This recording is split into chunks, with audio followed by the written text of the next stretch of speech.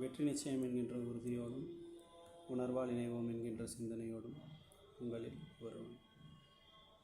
So இன்றைக்கி நான் டிஸ்கஷனுக்கு எடுத்திருக்க டாபிக் என்ன அப்படின்னு சொன்னால், எதெல்லாம் சைவம் எதெல்லாம் அசைவம் அப்படின்றது தான்.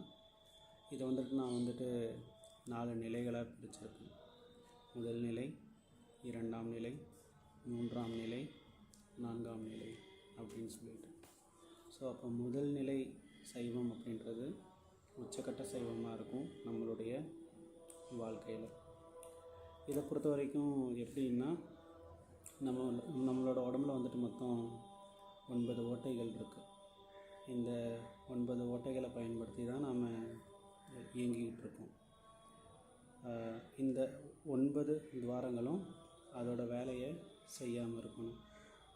உதாரணத்துக்கு, கண் பார்க்கக்கூடாது, காது கேட்கக்கூடாது, மூக்கு சுவாசிக்கக்கூடாது, அடுத்து வாய் எந்த ஒரு உணவையும் உட்கொள்ளக்கூடாது, அடுத்து மீதி இருக்க மல துவாரங்கள், ஜல துவாரங்கள் எந்த ஒரு கழிவையும் வெளியேற்றாமல் இருக்கணும்.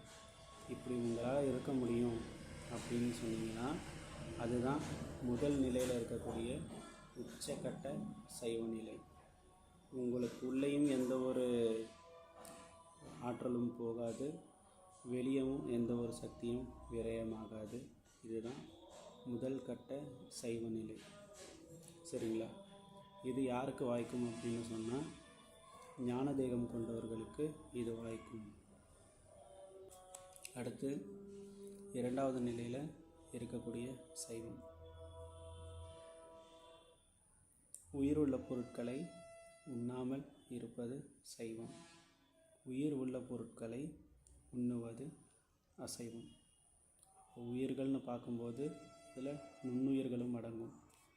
பாக்டீரியா, வைரஸ், ஃபங்கை, ஆல்கே எல்லாமே. அடுத்து தாவரங்கள், விலங்குகள். இதில் நீங்கள் எதை சாப்பிட்டாலுமே அது அசைவம். உதாரணத்துக்கு, நிறைய பேருக்கு தயிர் பிடிக்கும். தயிர் உருவாகிறதுக்கு காரணமாக இருக்கிறது லாக்டோபேசிலஸ், அது ஒரு பாக்டீரியா. அப்போது நீங்கள் அசைவம் சாப்பிட்றீங்கன்னு அர்த்தம். அடுத்து சிங்கிள் செல் புரோட்டீன் ஸ்பைருலினா, அது ஒரு ஆல்கே, அதுவும் ஒரு மைக்ரோ ஆர்கானிசம் தான். நீங்கள் அதை சாப்பிட்டீங்கனாலும் நீங்கள் அசைவம் சாப்பிட்றதா அர்த்தம். நுண்ணுயிர்களையும் கொல்வது கொலை தான். இது கொலைன்னு நான் சொல்ல விரும்பல. நுண்ணுயிர்களை உண்ணுவதும் அசைவம் தான். சரிங்களா? இது 2வது நிலை. அடுத்து 3வது நிலையில் இருக்கக்கூடிய சைவம். நாம் ஒரு பொருளை உட்கொள்ளும் பொழுது அந்த பொருள் மரணிக்குது அப்படின்னு சொன்னால் அது அசைவம். உதாரணத்துக்கு சொல்லணும்னு சொன்னால், கிழங்கு வகைகள், அனைத்து வகையான கிழங்கு வகைகளையும் நம்ம பிடுங்கி அந்த கிழங்குலேருந்து உயிர் போனதுக்கப்புறமேட்டு தான் நம்ம சாப்பிட்றோம். கிழங்குகளை பிடுங்கும் பொழுது அதோட உயிரும் போயிடும். அதனால் சரிங்களா, கிழங்கு வகைகள் நீங்கள் ஒரு உயிரை நீங்கள் சாப்பிடும்போது அதோட உயிர் அதுக்கு இருக்காது அப்படின்னா அதுவும் அசைவம் தான். அதில் கிழங்கு வகைகள் எல்லாமே வந்துடும். கிழங்கு, பூண்டு, இது எல்லாமே. அப்போது இந்த இதில் நீங்கள் மற்றபடி விலங்குகள் எல்லாமே சாப்பிட்றதும் அசைவம் தான். இது ஒரு 3ஆம் நிலையான சைவம். கிழங்குகளை உண்ணுவதும் அசைவம் தான் அப்படின்றது. அடுத்து 4ஆம் நிலையில் இருக்கக்கூடிய சைவம். இது பொதுவாகவே நம்ம எல்லாருக்கும் தெரிஞ்சது தான். நகரக்கூடிய பொருட்களை உண்ணுவது அசைவம். அதாவது விலங்குகளில் ஆடு, மாடு, பன்னி, ஒட்டகம், எந்த விலங்காக இருந்தாலும் சரி, அவற்றை கொன்று உண்ணுவது அசைவம். சரிங்களா? உங்கள்கிட்ட இருந்து எந்த ஒரு பொருள் நீங்கள் எடுத்து சாப்பிட்டாலும் அது சைவத்தில் வரும். இதுதான். இப்போ நீங்கள் இப்போ நான் உங்களுக்கு மேலேருந்து முதல் நிலையிலேருந்து 4வது நிலை வரைக்கும் சொல்லியிருக்கேன்.